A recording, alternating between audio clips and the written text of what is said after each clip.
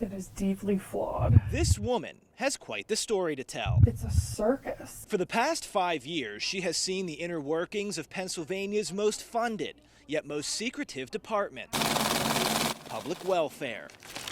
As a caseworker, it was her job to issue benefits based on eligibility. So for obvious reasons, she can't be identified. You were told in training not to talk to the media?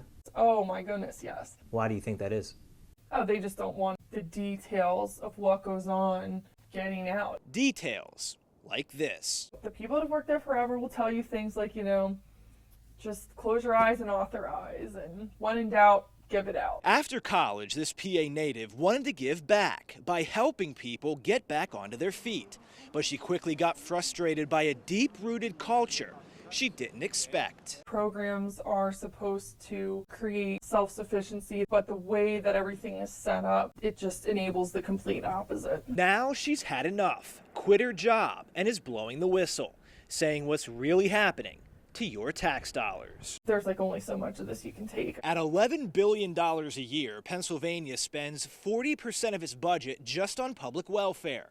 But the benefits are not simply given out. The state does have requirements like job training.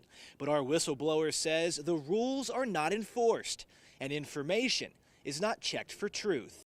I always joke, you could have the family dog write the statement and stamp his paw on it, and we would accept it. But what might surprise you most is how the system handles fraud. This woman says she was encouraged to look the other way. She remembers a time when she caught a client lying, and her supervisor reprimanded her. That supervisor wrote on my first EPR, needs to work more on finding people eligible instead of not eligible. Governor Corbett, he would be appalled at the stories I'm appalled at the stories you're telling me. Beverly Makareth is the Pennsylvania Secretary of Public Welfare. This is not the way it's supposed to be. When Makareth took over DPW in February, she knew there were cultural and systemic issues, but not like this. These are taxpayer dollars. We Don't don't you know where they're going?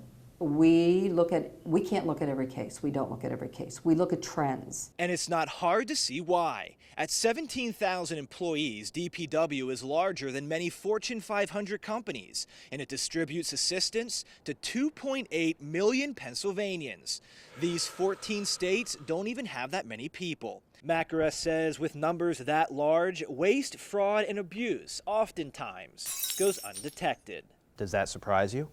Not at all. Nathan Benefield is with the Commonwealth Foundation, a government watchdog group. For a long time, that has been the culture in the Department of Public Welfare of trying to add more people to the rolls and celebrating that fact. Benefield points to a 2010 study by the Auditor General that found Medicaid alone wastes a whopping $1 billion annually.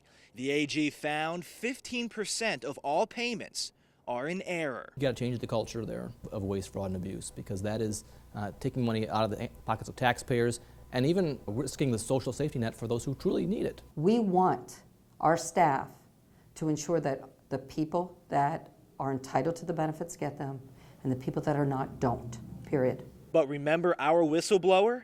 That's not the message she received. It's just authorize them and just be done with it. Find a way to get them their assistance. Yeah. That's not acceptable. But unless I know who that is, I can't do anything. Tell them they need to contact me. I mean, that's all we've got to fix it. But people can't be afraid to come forward, or we'll never know.